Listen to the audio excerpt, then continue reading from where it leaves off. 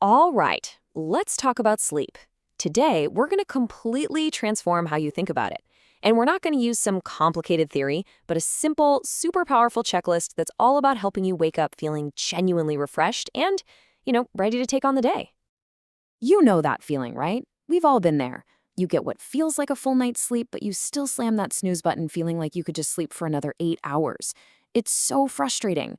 But what if I told you the solution actually started this morning, way before your head even hit the pillow? The secret weapon to breaking that tired cycle is something called sleep hygiene.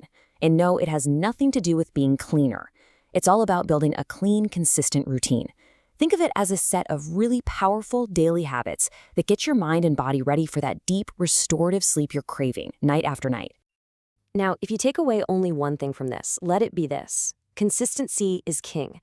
This is the absolute foundation that everything else is built on. Going to bed and waking up at the same time every single day. Yep, even on weekends, is how you train your body's internal clock. It's how you tell your body when it's time to be alert and when it's time to power down. It makes everything so much easier. Here's something that might surprise you. A great night's sleep doesn't start at 10 p.m. It actually begins the moment you wake up. The choices you make all day long create this ripple effect that lasts right into the night. So let's look at the habits that really set the stage for amazing rest. So what are the big players during the day? Well, that 3 p.m. coffee could seriously be sabotaging your 11 p.m. bedtime. And a huge dinner forces your body to work on digestion when it should be resting. Exercise is amazing for sleep, but a super intense workout right before bed can leave you too wired to relax. And then there's napping, a tool that can be either your best friend or your worst enemy. Let's break down the art of the nap, because there's definitely a right way and a wrong way to do it. A restorative nap is like a quick reboot for your system. It's short and you take it early in the afternoon. But a disruptive nap, that one's too long or too late in the day. It's basically stealing sleep from the night ahead, which is why you end up tossing and turning later. So what's the magic number for that perfect nap? 20 to 30 minutes, that's it. That is the sweet spot. It's just enough time to get a nice little boost in alertness, but it's not long enough to send you into a deep sleep, which is what leaves you feeling all groggy and messes with your main sleep schedule. So remember that range, set a timer, and stick to it. Okay, so you've managed your day like a pro.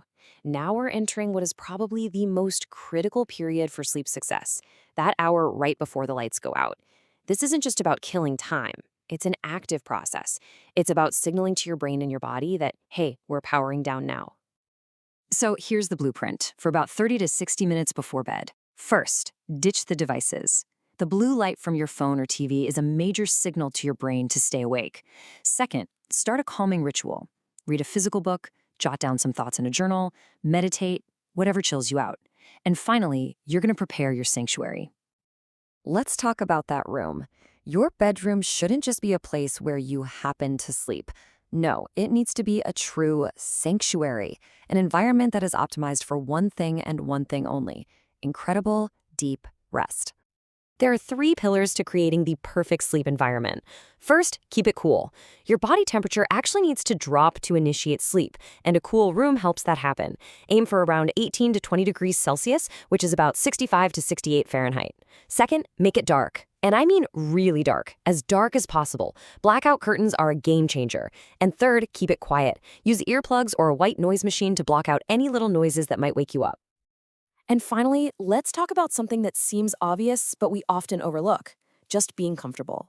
You can perfect all your routines in your environment, but if your mattress is lumpy or your pillows are flat, you're just fighting an uphill battle all night.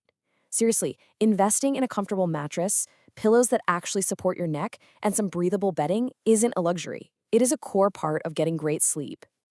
And this all brings us right back to that golden rule we talked about: consistency. To make it even easier, you can use a simple tool like an online sleep calculator. You just plug in your fixed wake-up time, and it helps you work backward to find your ideal bedtime. It just takes the guesswork out of it.